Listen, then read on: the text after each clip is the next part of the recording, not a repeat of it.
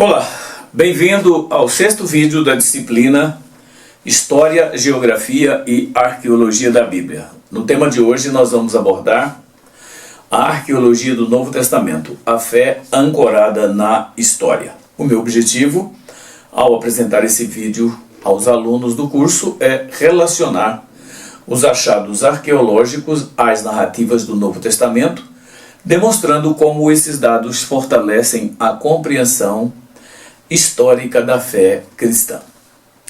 Amados, a fé cristã não foi construída sob ideias abstratas.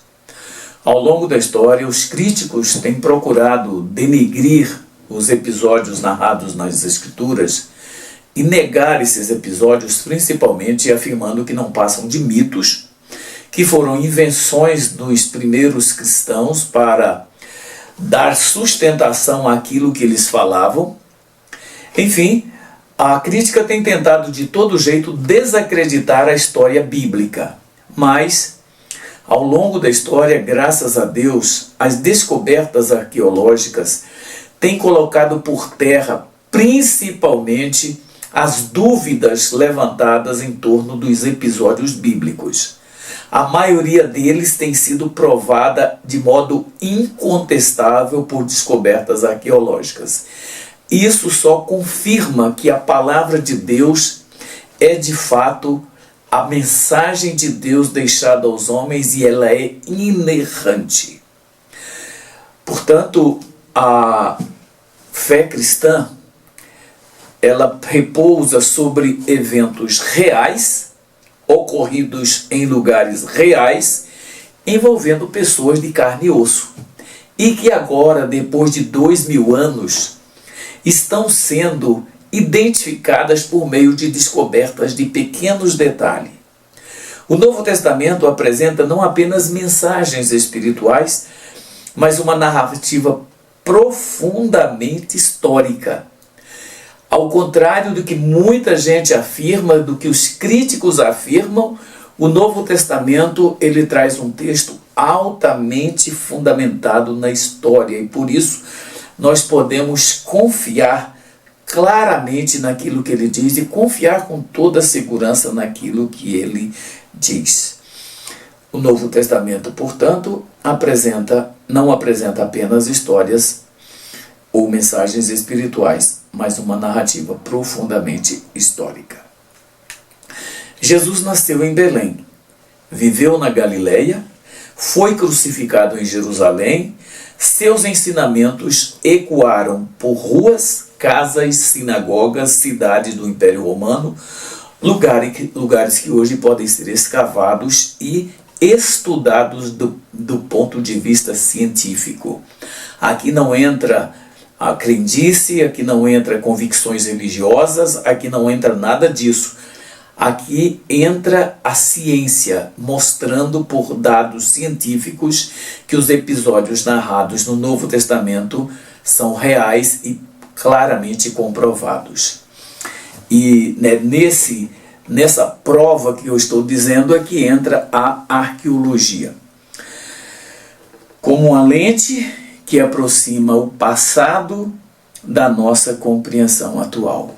Eles trazem episódios que ocorreram nos dias de Jesus, fatos narrados nas Escrituras e que ao longo desses 2000 anos foi negado peremptoriamente pela pseudociência, mas que agora estão sendo obrigados a reconhecer que houve erro, que houve informações precipitadas e que a palavra de Deus vem comprovando ser fidedigna naquilo que ela afirma. Nesse vídeo, eu gostaria muito de percorrer as principais descobertas arqueológicas ligadas ao Novo Testamento. Nós não temos tempo suficiente, esse vídeo eu gostaria que ele ficasse mais curto, mas, entretanto, nós precisamos dar uma passagem, ainda que rapidamente, por alguns episódios que comprovam a veracidade do texto bíblico. Nós veremos como essas descobertas arqueológicas não apenas confirmam o que os evangelhos dizem, mas nos ajudam a ir mais fundo no cenário em que a fé cristã nasceu e se espalhou por toda a região do Oriente Médio, por todo o Império Romano, e hoje nós estamos tendo o privilégio e o prazer de ver que aqueles que negaram a veracidade da Bíblia estão agora ficando desacreditados. Portanto, eu quero começar a destacar essas descobertas arqueológicas, mostrando primeiro alguns personagens históricos que foram confirmados pela arqueologia. Pasmem, a maioria dos personagens do Novo Testamento foram criticados, foram muitas vezes negadas as suas existências. O próprio Jesus, como o mestre da Galileia, foi muito contestado, mas agora as descobertas arqueológicas têm provado isso. Primeiro veja Pôncio Pilatos, o governador que lavou as mãos no dia do julgamento de Jesus. Inscrições de Cesareia Marítima confirma nome, cargo e período de atuação de Pilatos, a autoridade romana que foi central no julgamento de Jesus. Então veja que Pilatos não foi um personagem inventado. O episódio do julgamento não foi um episódio inventado, mas essas descobertas em inscrições em Cesareia Marítima prova exatamente o contrário. Outro personagem que também foi negado por séculos, agora foi confirmada a sua existência, foi Caifás, o sumo sacerdote em ossos e pedra. O ossuário descoberto em Jerusalém com o nome José, filho de Caifás, ligado à elite sacerdotal do período de Jesus. Está escrito. E não foram coisas que foram inventadas, são descobertas comprovadamente científicas e que comprovadamente também são daquele mesmo período do Novo Testamento. Outro personagem, Herodes o Grande, o rei que tentou matar Jesus quando pequeno. Note, escavações em Massada, Heródium e Cesareia mostram o legado arquitetônico e político do tirano que marcou o início dos evangelhos. Então são inscrições claras, são textos incontestáveis que a arqueologia está nos oferecendo de graça para provar o que a Bíblia já dizia. Além disso, espaços, estruturas arquitetônicas onde ocorreram episódios que são narrados pelos evangelhos, agora foram comprovadas de modo cientificamente. Primeiro, sinagogas, que foram lugares de ensino e de confrontos entre Jesus e as autoridades daquela época, principalmente os fariseus, os saduceus, os herodianos, os sacerdotes, foram grupos que contestaram Jesus. As sinagogas, principalmente em Cafarnaum e Magdala, confirmam ambiente onde Jesus ensinava com estrutura e simbologia compatíveis com os relatos bíblicos. Não são afirmações meramente imaginárias dos primeiros cristãos. Existiram esses locais e as descobertas estão mostrando isso agora. A casa de Pedro em Cafarnaum.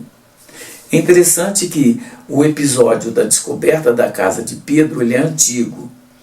Agora veja que ele foi um local venerado desde o século IV, com reforços estruturais e grafites cristãos, indicando o uso litúrgico e conexão com a figura de Pedro. Portanto, não há como negar, as evidências são muito claras a respeito disso. Outro local também que foi descoberto foi a piscina de Betesda e Siloé, duas piscinas em que ocorreram milagres que são documentados no chão da cidade. Escavações revelam a existência real dos locais de curas relatadas no Evangelho de João, com detalhes que coincidem com o texto sagrado. Então, olha só, isso demonstra claramente, olha, as sinagogas, a casa de Pedro e as piscinas de Betesda e Siloé. São locais que sempre foram criticados como sendo imaginários, ou foram criados pelos primeiros discípulos para dar veracidade àquilo que eles falavam. Mas agora os episódios estão sendo confirmados por descobertas. Inscrições e textos que dialogam com o Novo Testamento. São várias as inscrições, mas eu quero citar aqui apenas algumas. A inscrição de Nazaré. O que é isso? Decreto imperial proibindo a remoção de corpos, talvez em reação à pregação cristã da ressurreição. Por que esse decreto foi editado? Qual a razão disso, se os romanos não tinham nada a ver com isso? Mas aqui está a razão. O Evangelho, os cristãos sempre pregaram a questão da ressurreição, sempre falaram isso. E aqui agora há um documento que proibia exumação de corpos ou remoção de corpos para qualquer outro lugar. O papiro P52. O que era isso? Fragmento mais antigo conhecido do Novo Testamento, datado do início do século II, contendo parte do Evangelho de João. Portanto, se naquela época já existiam esses documentos comprovando a existência dos evangelhos, não tem como se negar que eles existiram e que eles foram de fato do jeito que estão na palavra de Deus. Além do mais, a inscrição de Sérgio Paulo, procônsul, veja, registro epigráfico que confirma o procônsul mencionado em Atos 13, com o título local corretos, reforçando com precisão histórica as afirmações de Lucas no livro de Atos. Portanto, não há como você negar isso. Além do mais, o cristianismo primitivo trouxe para a gente muitas informações, deixou para a gente muitos dados que agora estão sendo confirmados de acordo com as descobertas arqueológicas. Veja só, as catacumbas cristãs de Roma sempre foram criticadas por aqueles que não queriam aceitar as verdades bíblicas. Túneis funerários que abrigaram inscrições, símbolos e a esperança escatológica da igreja perseguida. Estão lá. Podem qualquer um chegar lá e ver. Então é inegável que aquelas catacumbas existiram, que os primeiros cristãos de fato sofreram aquilo que as escrituras dizem que a história do cristianismo conta. O Didaquê e outros textos patrísticos. O Didaquê foi um texto criado ainda no início do cristianismo, trazendo normas, regras de procedimentos nos cultos, nas liturgias, enfim. Esse documento era negado porque dizia que ele foi um documento forjado e produzido muito mais tarde. O Manual de Instruções Eclesiais do século I, que revela práticas morais, litúrgicas e comunitárias da igreja nascente. Agora, existem provas de que ele foi um documento daquele período e não um documento forjado mais tarde. Igrejas domésticas em Corinto, Roma e em Éfeso. Veja que isso aqui é apenas uma amostra, mas poderíamos citar muitos outros lugares. Casas adaptadas para culto, batismo e comunhão, revelando o ambiente simples e fervoroso da primeira geração cristã. Nós sabemos muito bem que templos para reuniões dos irmãos só foram construídos a partir do século IV, depois de 325, quando Constantino reconhece o cristianismo como religião legal E a partir dele é que são iniciadas as primeiras construções de templos. Mas até Constantino, no século IV, portanto 300 anos quase do Evangelho, não havia igrejas. Todos os cristãos se reuniam em casas, em locais onde pudessem celebrar os seus cultos.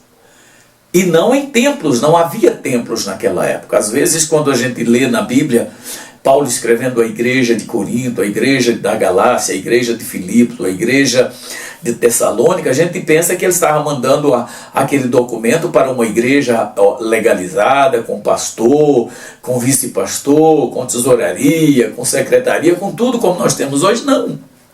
As igrejas funcionavam de modo muito natural. Elas funcionavam nas residências, havia aqueles lugares onde tradicionalmente eles se reuniam. Nós vemos muitas vezes isso na casa de Lídia, na casa de Áquila e Priscila, na casa de Maria, a mãe de Marcos. Enfim, são muitos lugares onde os cristãos se reuniam na igreja primitiva e fizeram isso por séculos. Por pelo menos mais de 2, quase 3 séculos, os cristãos se reuniram em casas. E aqui agora nós temos as provas disso. Isso, irmãos, é maravilhoso, porque isso traz para a gente uma confirmação de que a palavra de Deus é a verdade.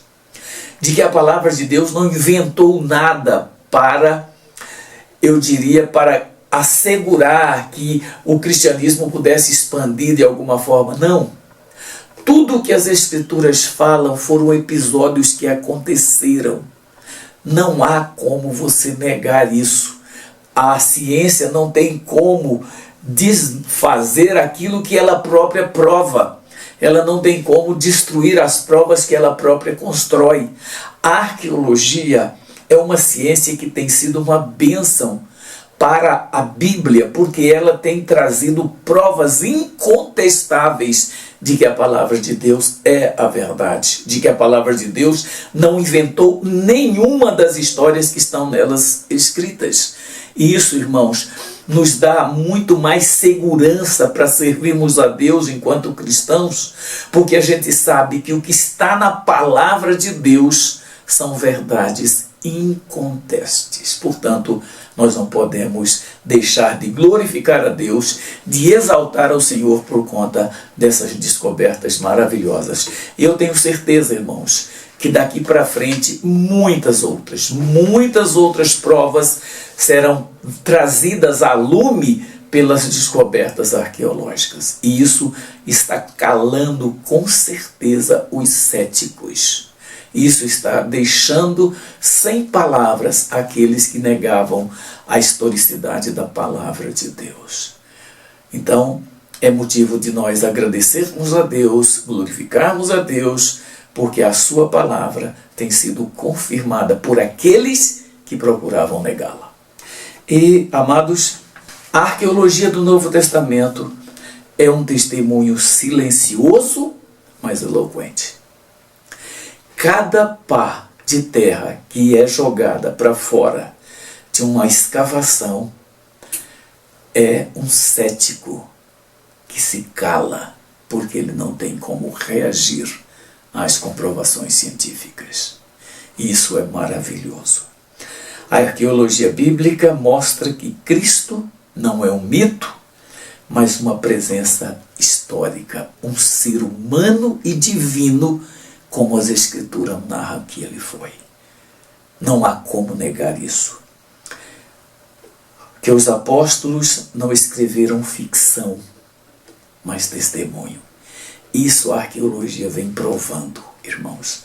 Porque ao longo da história os céticos procuraram negar a historicidade, a veracidade dos textos bíblicos, alegando que eram produções muito tardias, alegando que eram textos construídos muito depois, enfim, para desacreditar aquilo que a Bíblia diz. Mas, felizmente, nós estamos agora vendo que nada disso prevaleceu.